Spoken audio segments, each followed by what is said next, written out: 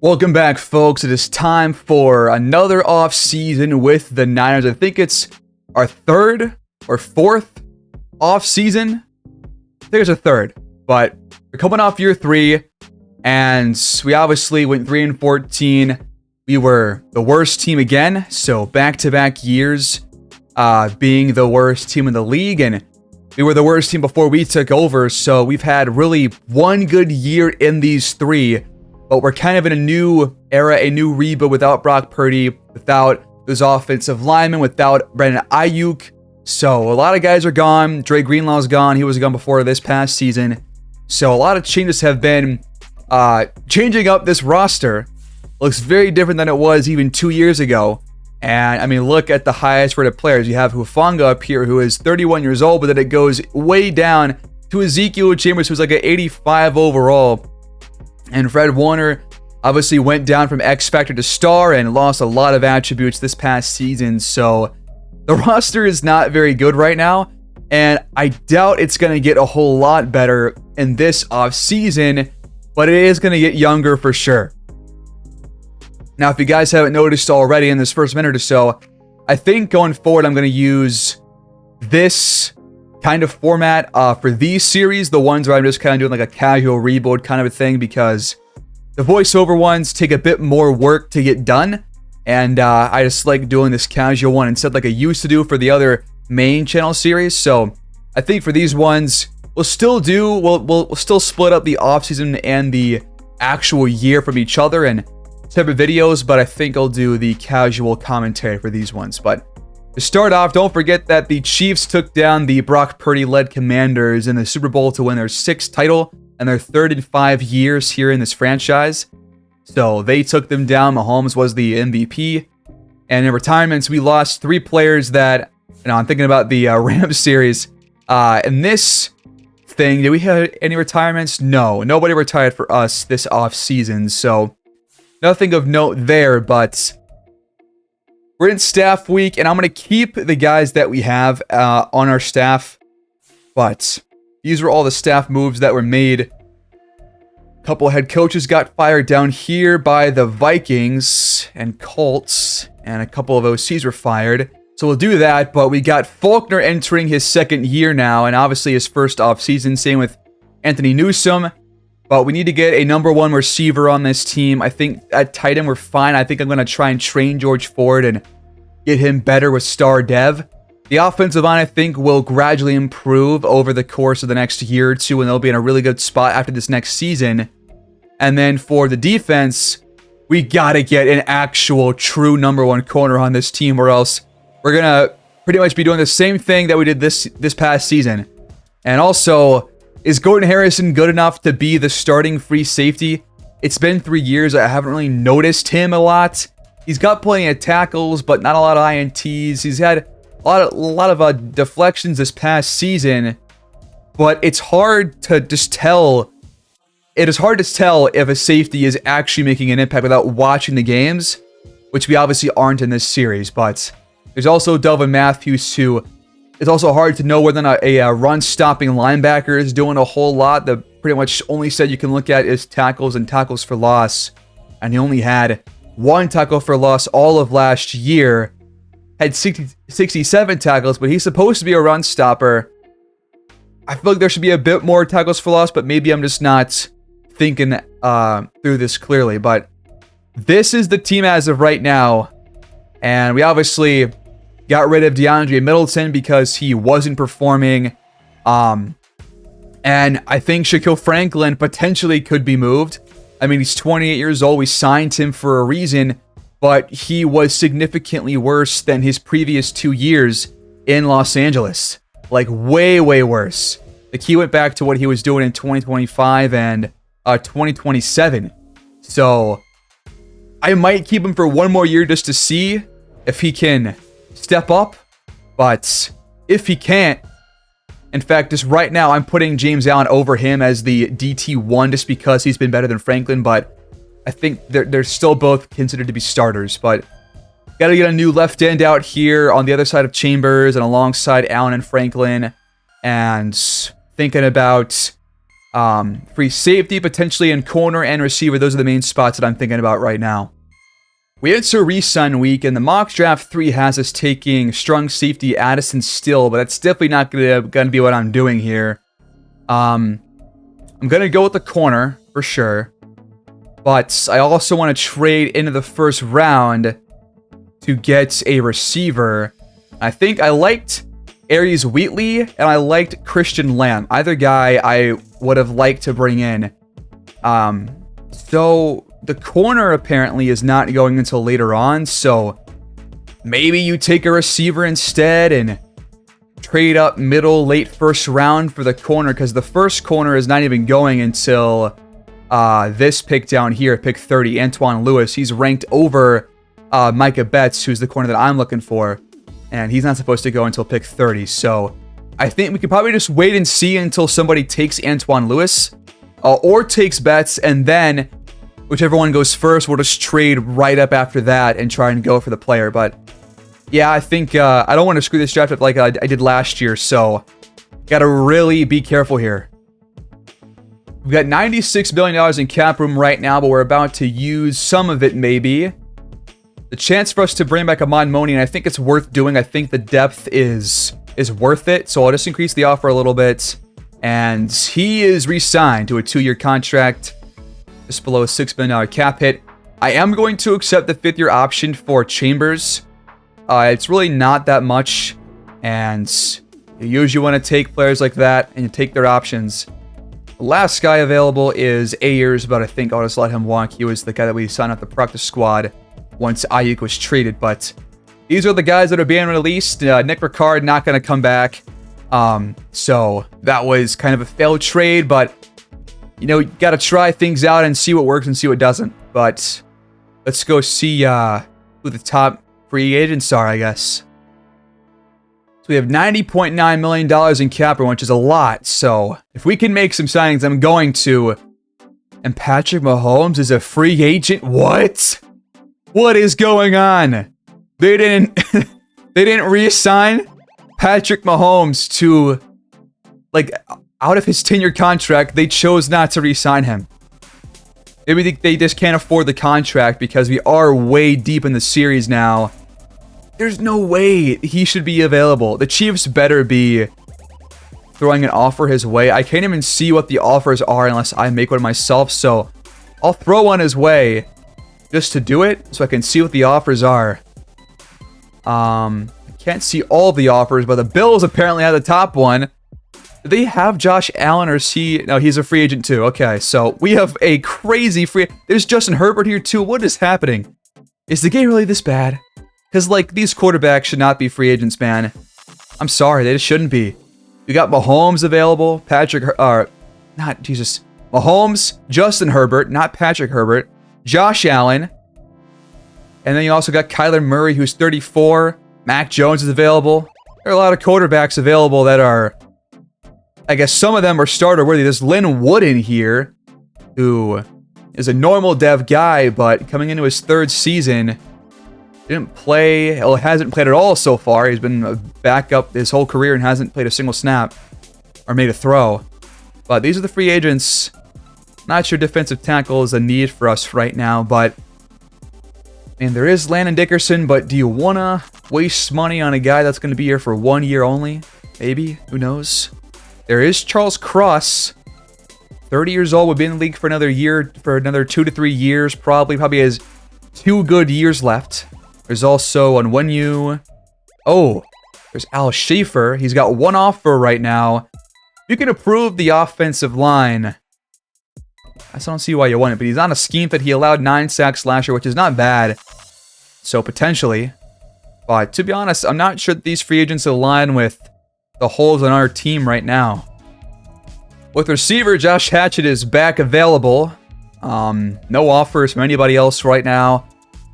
Obviously traded to Indianapolis and has had 2, I mean, really ever since he signed with us, it's just been downhill ever since then. I'm sorry that I did that to him. Yeah, there's not a number 1 receiver in this free agent class, and I don't think we need to sign anybody else, because clearly the receiver signings have failed me time and time again. Ooh, but George Karlaftis is available, and he's a scheme fit. Doesn't really have much interest, but if we shell out some money, maybe he will. But he hasn't proven anything. In fact, he's actually pretty bad for his overall. This is why you check these guys' stats. There is Jeff Hamner, 77 overall, normal dev, had 2 sacks last year, but before that, 9 sacks. Did he just play less over these last 2 seasons? Let's check this. Oh yeah, way less downs played. He actually played pretty well when he was out there the 1 year where he got playing time. I might take a chance on him just because we have so much money. And I'm still going to probably end up drafting one too, but I at least want to throw an offer his way because he's there and nobody else has thrown an offer towards him, so why not? There's also Henry Harvin, who, if you guys don't recall, we had drafted him when we were the head coach over in Detroit. He's now a free agent. He was one of those late round left ends that we took, but he's up to a 76, but hasn't really done a whole lot so far in his career. There are a couple of right ends available, though, including Dalvin Covington, 84 overall, star dev speed rusher. Ooh, now this guy is the guy that I want. He has proven in 4 straight years that he knows how to get sacks. I want to definitely bring this guy, and I don't want to miss out on him because I failed on Xavier Norris, the corner, last year. I don't want to make the same mistake this time around. Let's see what the offers are for him. It's the Raiders again. I refuse to let Oakland. I'm going to keep calling him Oakland. Fuck Las Vegas. I want Covington. And I will shell out to get him. I don't care. We have the cap room. We can do it. I will gladly give him like north of $18 million on the last cap hit to get this guy. What will it take to get into the highest offer? What does the player offer look like? Player friendly is 4 years. Okay, that's not bad. I'll offer this. Why not? And now it's for sure at the top. Okay. So we got him. We got the other offer in. So close to evaluating after we make maybe one more attempt at a signing. Chris Boone has racked up a handful of sacks over his last 3 seasons and in a low amount of downs played. So I think he could be a decent option for a backup. So I'm going to throw an offer his way. He's also a scheme fit. Now, he wants a huge cap hit. What? That's insane. He would not be a starter. Like, straight up at all. So, willing to offer, like just below $6 million, but he wants way too much money. In terms of corners, do you think we should go for somebody like Emerson or Trayvon Diggs? We have the money. Diggs is 84 years old, has already gone through the regression phase for the upcoming season, so you bring him in, you get a ball hawk. They didn't have any picks this past year, but before that was obviously racking them up. He's a great corner, great ball hawk, and he's got 14 other teams interested, while 2 were in the running for Emerson. Now we are a man coverage team, and Diggs has gone way down in man coverage, so I think I would rather go for Emerson instead, just based off that alone. So I will throw an off for Emerson's way. I know we have a lot of corners on the roster, and we're about to potentially draft one, but I think as long as you have the depth there, you take depth over not having it at all. So I would rather do this and draft Micah Betts, but this is just to be safe, just to make sure that we get the guys that we need to fill the holes on our team. Oh, there are a couple of tackles here, and if you recall, Aldridge still does not have much interest in re-signing with us. So, do you go after another tackle and fail again like Clay Farr, or do you hit this time? As a right tackle, he's allowed 6 sacks on average throughout his career. And for Alex Fargas, who has less interest but is a better player, kind of similar. But in his first year, he was a lot. But at right tackle, he's been much better these last 3 to 4 seasons. I think, why not go for Fargas, and then you pretty much improve the depth on your offensive line. I could go for either guy, really. Now, Sheldon is a lot younger, so that could be the better move.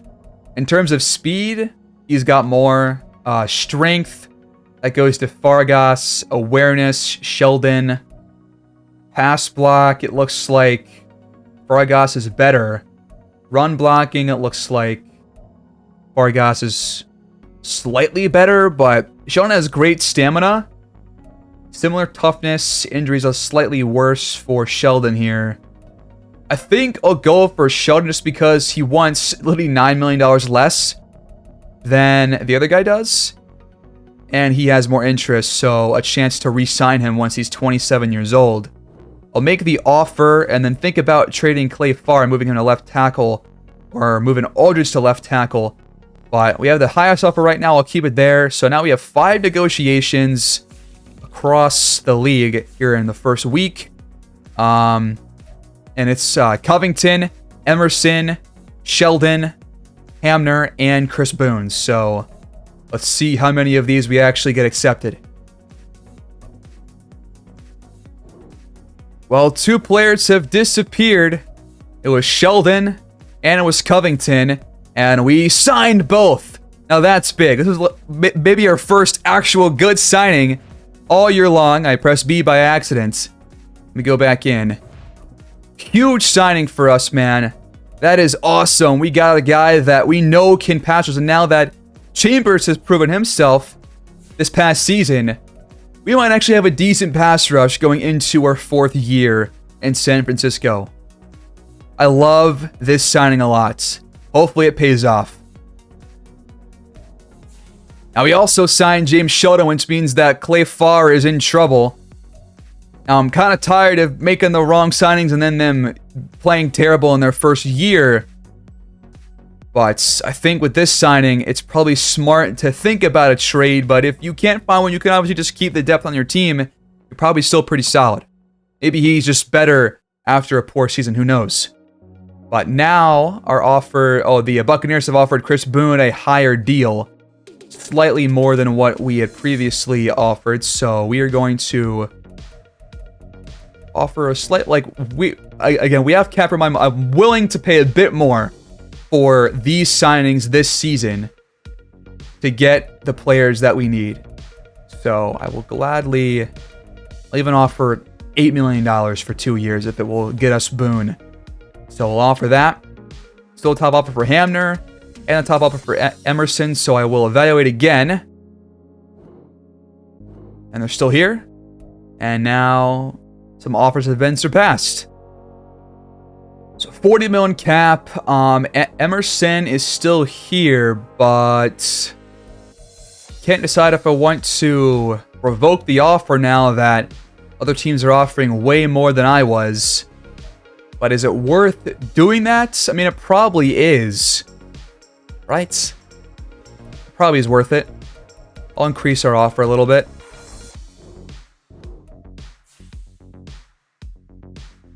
It's going to be tough, though, because he does not have a lot of interest in San Francisco. So if you don't offer like $12 million, we're probably not going to get him. I'll offer that much. That's the best I can do. It's up there with the Dolphins and Ravens, but I think he has more interest there instead of us. So we'll evaluate. Actually, that's the last time that we can. So we'll advance one more week and see what happens. Well, we failed to sign Emerson. He signed with somebody else. We still have offers in for Hamner and for Boone. The Buccaneers took out their offer for Boone. But Patrick Mahomes is in our division. You can't be serious. He's a Cardinal. No, this is insane. On a 1-year contract. Herbert signs a 1-year deal to go to New Orleans. Dexter Lawrence to Buffalo. Landon Dickerson to Las Vegas. Os Cross was signed. So, Bears got Trayvon Diggs. Emerson went to Baltimore. Okay. There you go. Looking through these free agents, I'm just not sure I'm really a fan of the rest of the pool here. Like, we have so much cap room, but I'm not sure I even want to use it on any of these players. Because for a lot of these guys, they're around the overall with which they'd be replacing, and I'm not sure that we really know whether or not they'll actually be worth those contracts.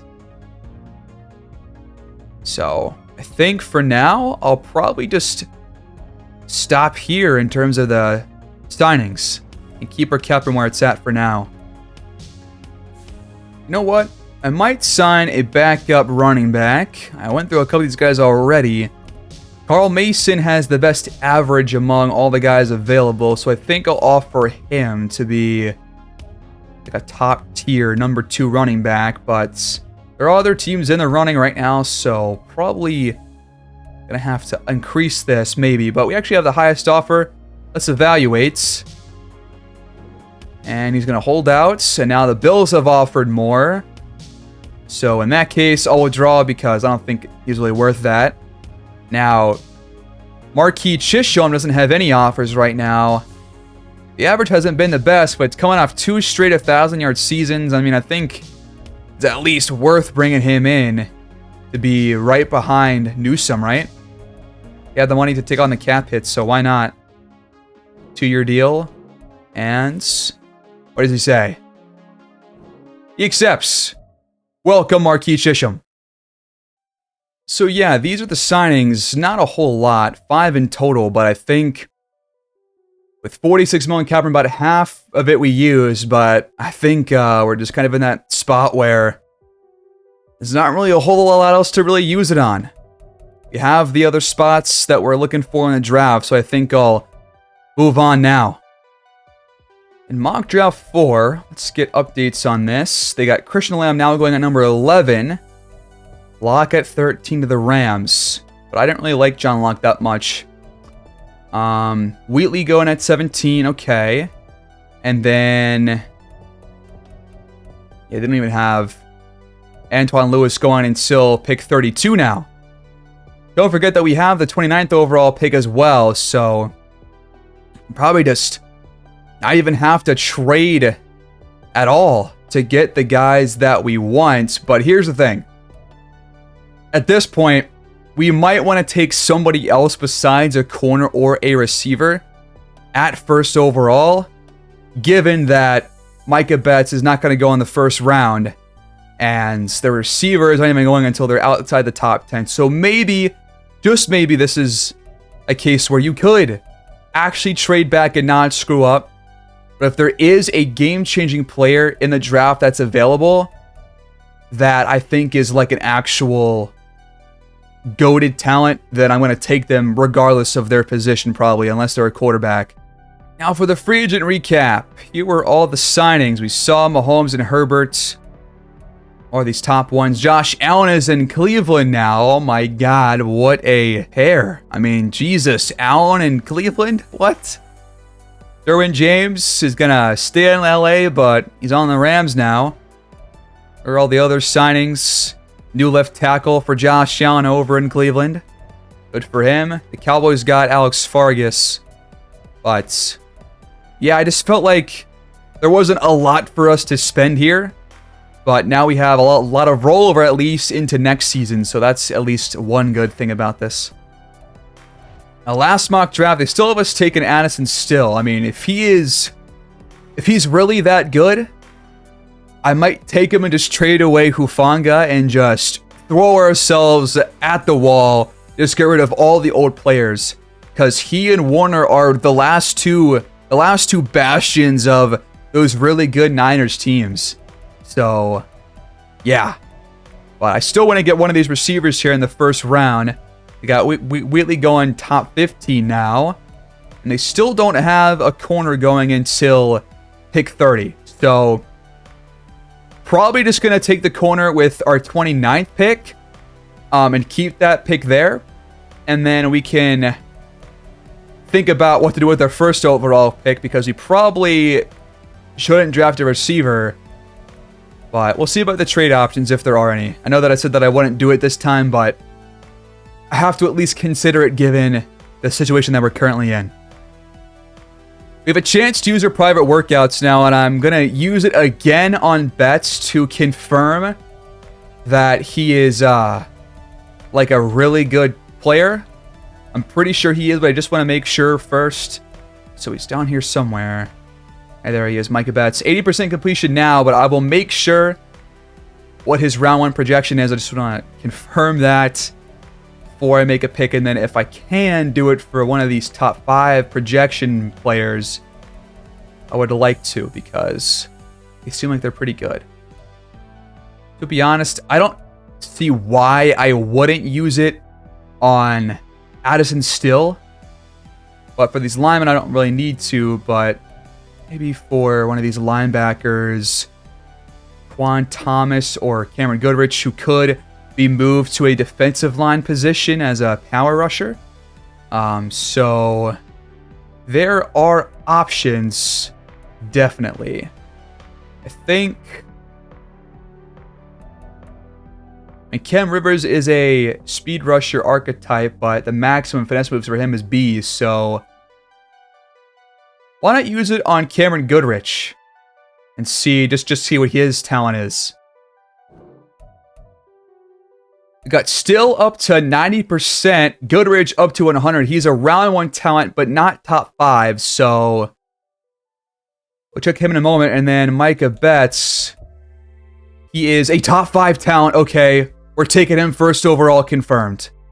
I'm not gonna mess it up this time. We know that now. Thank God I did this, because now we don't even have to make a trade in this draft, except to trade up from pick 29 now. So Goodrich here is a really good player. Swift arm over move in his arsenal. Uses spin moves. He's a speed rusher, savvy defender, fantastic athlete, but not too fast, but good speed, but not one of the highest linebackers there. But he is, what, 241, so that kind of checks out. Now, D power moves, but A finesse moves, B block shed, so could also contribute in the run game. So he's also a pretty solid pick here. But I think I kind of have to take that corner first overall. And then we'll trade up to get a receiver. And I'm probably just going to wait until... I think I can wait until Christian Lamb goes, and then just go for Wheatley. And just get him that way. And just trade up into like pick 13 or 14 or so. So I think right now that's my game plan. Without further ado, let's dive in. The NFL Draft 2031 starts now. And we are, of course, back on the clock with the first overall pick. We obviously have offers. I will just take a look. Just taking a peek. How funny would it be if I traded back from this pick for like another top 10 pick, get another first, and then somebody else takes the corner first overall? Would that be crazy of me to try out here? I'm thinking about doing it again because he's not supposed to. He's not mocked in the first round. He's just not. But the top talent there really bothers me. It really does. And the Colts are offering the 4th overall pick and their first 3 picks next year. Or in 2 years. So you add more to a year where we don't have any extra picks. And I would only want to do a pick that's around the first overall pick, so like top 10. And so the Browns are offering a 1st and 2nd next year. That's intriguing.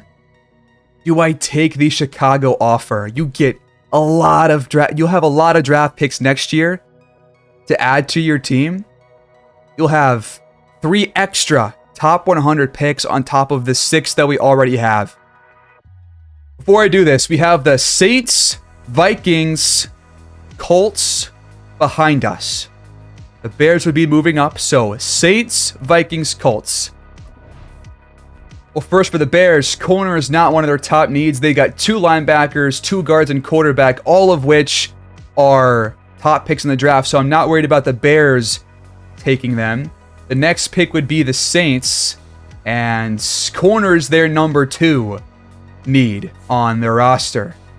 Now, would they go for a corner in the first round? Honestly, they might. I can't make that trade. I'm sorry. I can't. We're going to take Micah Betts first overall. I can't do it because the Saints are there, and I refuse to mess this up. So, here we go.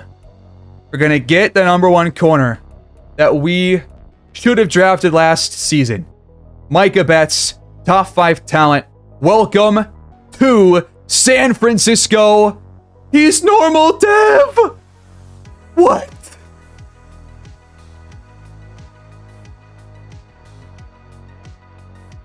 You've got to be kidding me. At least he's a good player. But normal dev, this stinks. He's got 94 speed though. I hope he can catch. I was sure he was gonna be hidden, man. That stinks. The Saints go left tackle Rylan Griffin. The Vikings on the board. They take Addison Still to add to their secondary. Next up, Cameron Goodrich to the Colts. The Bears select Cam Rivers. There goes Lloyd Spence. Getting close to the end of this top 10. Wow, the Browns just drafted Julian Rollins. Okay, so I think what the game plan here is have Allen for 1 year, have Rollins, who I think is going to be probably a really high depth trait quarterback, sit behind Allen for 1 year with the mentor tag, and then have Rollins start next year once he gets his depth trait. I think that's probably what their game plan is. The Eagles go right guard Terrell Dupree. The last pick of the first round is Andrew Hutchins, the tight end out of California. So now, once Christian Lamb goes, this is probably going to be this pick. I will probably trade up to try and get Wheatley. And sure enough, there goes Christian Lamb. Receiver is not a need of theirs, so they should be comfortable making this trade with us. I'll obviously be trading our 29th pick, and I would be willing to give up our late 3rd round pick, as well as, obviously, I would take away the 7s, why don't you? And I'll give away even a 3rd next year, too. What do they say to this? Not yet. I feel like they want too much. I'll just let them choose. And they take Frank Ayers. Now it's the Rams on the clock. They wanted a receiver, so I don't want to trade with them. And they're probably going to take John Locke anyways. And they do. Now it's the Packers. Receivers their 3rd need, but they weren't mocked to draft one, so I doubt they were planning to here. I'm going to make a similar offer. I'll throw in the 1st round pick, our 3rd and our 4th, our later 3rd, obviously. What do they say to this? They want a bit more. What if I throw in the 4th back in there? Now we're close. All right, we're going to add pick 67 back and take off pick 93. And then I'll add our 2nd, 5th round pick and just add one more. Come on. Here, take our last 7th round pick, why don't you, please? Does that move the needle? It's good. Another big trade up. We give up our 2nd, 1st round pick this year, our 1st, 4th round pick, our 2nd, 3rd round pick, a 5th and a 7th, and our 2nd next year to get pick 14 in this draft. And now we're going to be taking, I still don't know if I'm pronouncing his first name correctly, but we're going to be taking Aries Wheatley. Welcome to the team. One of the fastest guys in the draft. Great speed. The first receiver in terms of speed. Great athlete. Great overall skills. Really only 2 things that are really low that I have concerns about. Those can be worked on. Welcome. And he's hidden dev in 94 speed. Let's go. All right. So we have the potential new number 1 receiver on our team. I don't know. I'm going to play him there in his first season for sure. All right. So I bet Tennessee's kind of upset about that selection because they wanted to go receiver. And they end up going linebacker instead. So we're going to sim through the rest of this first round. Seeing where different players go. RV Fitzsimmons. Tyree Myers. Chris White. Brandon Klein. Chargers go linebacker. As do the Ravens. Left tackle for Detroit. Martin Vallejo over to Buffalo. First running back, Khalid Barnett off the board. Then goes Austin Roundtree. The Jaguars take J.D. Donaldson. Now you got Green Bay, and they take a running back, Jaden Roby, off the trade back. The Cardinals take Antoine Lewis as they were mocked to select. Brock Purdy's Commanders select Trevor Hitchens to add to their offensive line. They already have Brian Flynn, who is a really good. He actually won Offensive Lineman of the Year, so probably going to move Hitchens there to right guard. Then last pick of the first round is Patrick Lawrence, the left tackle, to go help out whoever the new quarterback is over in Kansas City. You don't have a second round pick, so it's time to sim through this second round, and we'll obviously go over the highlighted players at the end of the draft. But now we're back on the clock. Let's see what's what. Now that we're here, I'm kind of thinking about going safety and just seeing if we can get a better option over Gordon Harrison, because I feel like he probably is not actually that good. Here's Chauncey Johnson here, but he's got poor tackling, and his athleticism is not really speaking to me all that well. Well, there is James McCann here. Poor man coverage, but decent zone.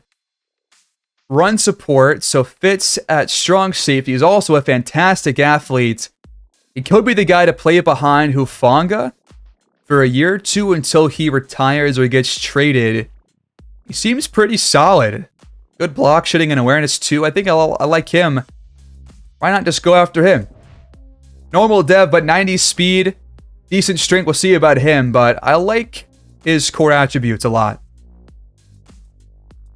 We're back on the clock, and we have a lot of guys on the roster, but if I'm going to draft one guy, it's going to be either a middle linebacker or a defensive tackle here. Now, these options don't look very appealing based off of the initial rating on the side, but for defensive tackle, I might have a couple of players worth looking into. Ward here is a speed rusher with B finesse moves, great speed, solid strength, fairly well-rounded, decent block shed, hit power would be behind Money on the defensive line. He would not really get much playing time in his first season, but he's there. There's also Braden Johnston, who's more of a run-stopping defensive tackle, but I don't like that his strength is only solid. And then you got Amani Sherwood, who has C's across the board. Great strength, decent speed. I think I would just rather to go Brandon Ward here. I think he's just the better overall player. We'll be taking him. Normal development, but 84 strength, 74 speed. We'll see about the actual ratings once we're out of the recap. Back on the clock here in the fourth, or the top of the fifth round, rather. Chauncey Johnson is still there. He's fallen all this way. I don't really know. These middle linebacker options are really bad, man. There's no depth to this class whatsoever. This guy's just a bad athlete. Good speed, but poor jumping, marginal strength, and like these attributes just aren't it. You got Sean Hutton here, who is a worse athlete and just a worse overall player. McAllister has really bad ranges, but he's not a bad athlete. Maybe he's worth taking a shot on later on. Or right now. We only have two on the roster. Why the heck not? He's probably not very good, but we need to get a third one on the roster here behind Warner and Lamar Colbert. Back on the clock here in the sixth round. The only spot I want to fill is getting a sixth receiver, getting a third quarterback, and potentially a third free safety, but they might not even make their roster if they get drafted. So we'll do receiver and then quarterback. Now there is David Allman here, who we know has day 3 talent. Okay, B release, physical receiver, 6'3", very different from Wheatley. C catching traffic, C catching. Not the best athlete, but he's not terrible. Good injury, good spec catch, good stamina. The route running's not good at all, but everything else not horrible. Why not take a shot? All right, we have 3 7th rounders coming up, so gonna make these ones quick. Let's go for a backup, a third quarterback now. Immediately I'm seeing Eric McFarland here already has better accuracies than the rest of the pack. So without even looking, shot in the dark. Welcome to the team, Eric McFarland. 86 throw power, but 85 speed. All right, interesting. With our next pick, why not go after somebody who might have decent power moves and is already a decent or kind of a lackluster run stopper, but at least a C. Wayne Applewhite. Normal dev, but 88 strength. Okay. As a run stopper, it's not bad. All right, I'm going to draft a running back now. I'm just going to... Who has the best ranges on here? Maybe Joe Stockton. A little beast towards the top. Why not just take a shot here towards the end? He's hidden dev. Whoa. 87 speed. I'll take it. All right. Might not even make the team, but we'll see what happens. Hopefully he's not bad. We've got one more pick, and I'm just going to trade this one away. I don't think I need to use this one. I already drafted so many players. I'll just take like a 20-33-6, I guess, from the Bears. That's the best offer, I think. The Jets are also offering one next year. I'll just take the one in 2 years. Thanks, Chicago. Now the draft is over. Let's go see this recap and see how much I either screwed this one up or did well. Let's see. Few contract details. Here's the recap, and we had a damn good first 3 picks. Hell yes. As for the rest of the class, kind of a mix and match of good and bad picks, but Micah Betts was a 78 overall normal development corner. How? He's very well rounded, 94 speed, 81 man, 78 zone. Yep, he's going to be playing right alongside Jordan Kilroy as our new number 2. And we have a very, very young secondary now if you take away Hufanga, because adding this guy to our corners, we have like, I think all our corners are now like 26 or younger or something like that. So, despite him not being hidden dev, this was still a good pick for us. It had to be made, I think. Then we drafted Wheatley, who thankfully was a hidden dev player. 94 speed, 82 catching, really good spec catch already. Deep right is also solid. So, fun player. I like him, especially his change of direction and all that stuff. So, hoping for a lot from him. He's going to play as our new number 1 this year, I think. And maybe in the slot, but who knows.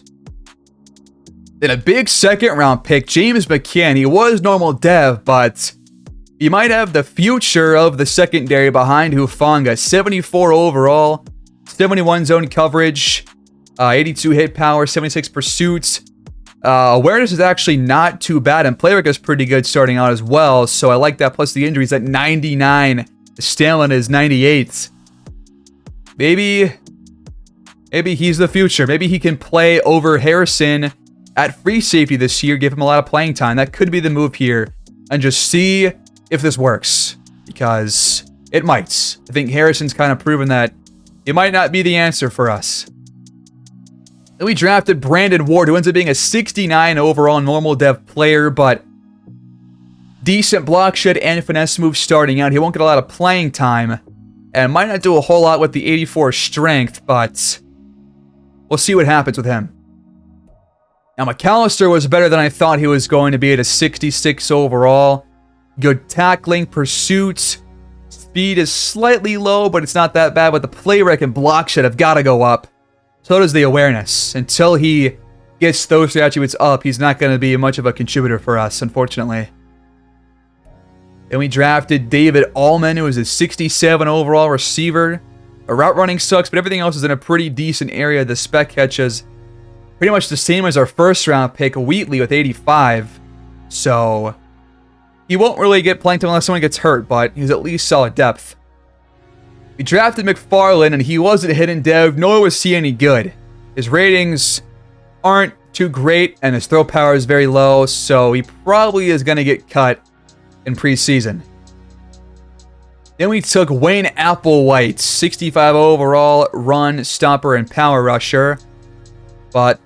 It's not very high. He's got 69 power moves, 70 speed, 88 strength. So not really expecting much speed rushing or anything, but the power is not that good, to be honest. Needs a lot of work. And our last pick was running back Joe Stockton, who was hidden dev, 66 overall, elusive back with pretty low speed. But I think he'll probably make the team, actually, because he can run routes and he can catch the ball. It could be a nice third down back if Newsome goes down. So solid fourth back for us to go get. But now it's time for the moment of truth. How bad did I screw up this first overall pick, or just this draft in general? Not too bad, actually. Betts was the third highest rated player, actually. Now still, Addison Still was also a 78. And he was a hidden dev player. Of course, had really good zone coverage, decent man coverage, 93 speed. The Vikings, the last 2 years, are pissing me off with their selections. But that's okay. The best pick was Andrew Hutchins at 10th overall. Hidden dev tight end. Yeah, this guy's going to be kind of good. It's going to be really good, I think. There's also Terrell Dupree, but Betts was about as good of a pick as you can get despite the depth trait being bad, but there were some other good picks here like Frank Ayers, a couple of safeties here in the first round.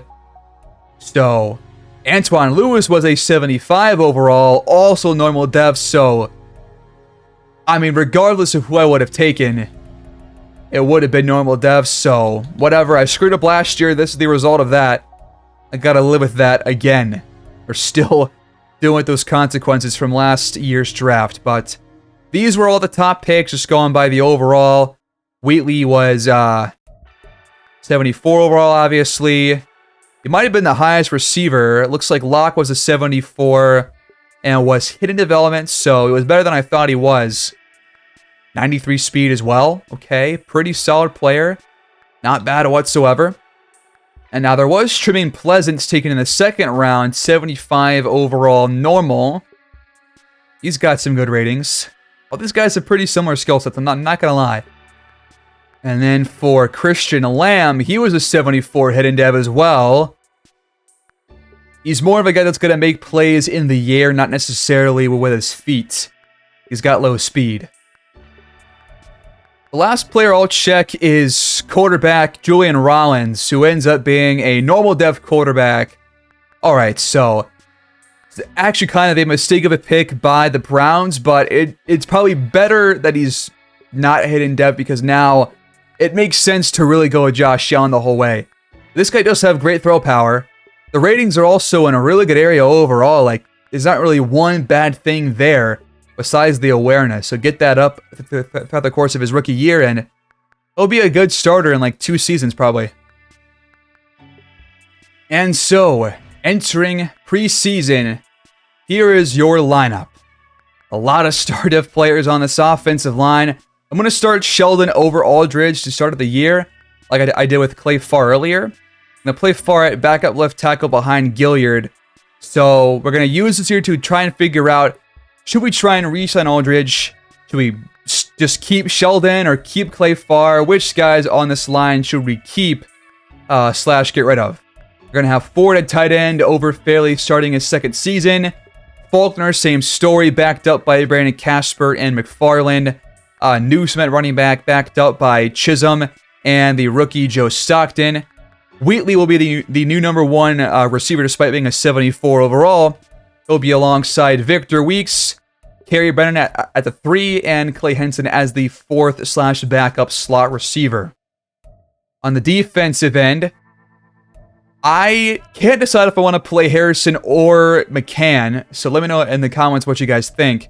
But for linebackers, we're going to have Curtis set right outside, Matthews left outside, Warner as the middle linebacker backed up by Colbert, and then McAllister.